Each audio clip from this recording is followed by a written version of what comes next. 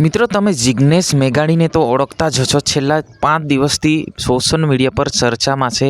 એવું કોઈક બનાવ બની હતી કે ભાઈ કે વાવ-થરાદ જિલ્લામાં જઈને, એટલે કે ધારાસભ્ય, કોંગ્રેસના ધારાસભ્ય વડગામના છે, પરંતુ વાવ-થરાદ જિલ્લામાં જઈને એચપી કચેરીએ જઈને દારૂ વેચવાવાળા ઉપર પ્રતિબંધ લગાવ્યો હતો અને એવું કંઈક કીધું હતું કે પોલીસના પટ્ટા ઉતરી જશે.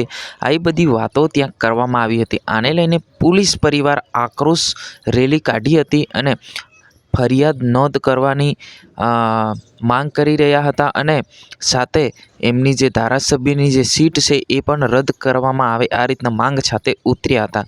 પરંતુ મિત્રો, તમને ખબર ના હશે, અત્યારે જે એમના સમર્થનમાં મોટા નેતા ઉતરી ગયા છે. મોટા એટલે કે આમ આદમી પાર્ટીના ચેતરભાઈ વસાવા જેવા, જે મોટામાં મોટા ગુજરાતના સૌથી તાકાતવર વકીલ એવા મેહુલભાઈ ભોગરા જેવા મોટા નેતા પણ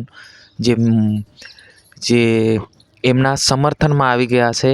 અને અત્યારે જે ગુજરાતની અંદર સોશિયલ મીડિયા પર લગાતાર રાજકારણ જે છે ગરમાઈ રહ્યું છે.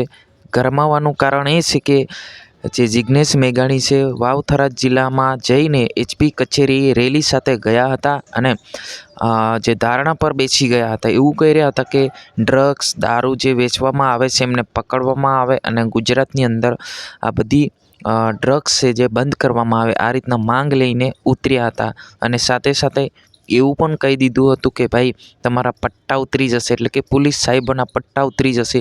એવું કહેતાની સાથે આખા ગુજરાતમાં વિરોધ થયો હતો. પરંતુ જિગ્નેશભાઈ મેઘાણીના સમર્થનમાં મોટા નેતા આવી ગયા છે. હવે મિત્રો, શું થશે એ આગળ આપણે જાણીશું. અત્યારે ગુજરાતના સૌથી તાકાતવર વકીલ એવા મેહુલભાઈ ભોગરા મેદાને ચડ્યા છે અને એવું કહી રહ્યા છે કે જે જિગ્નેશભાઈ મેઘાણીની વાત સાચી છે, આ બધું થઈ રહ્યું છે, બંધ થવું જોઈએ. હવે તમારે શું કહેવું છે જરૂર કોમેન્ટ કરીને બતાવજો. આજની વિડીયોની બસ આટલું જ. જય હિન્દ, વંદે માતરમ.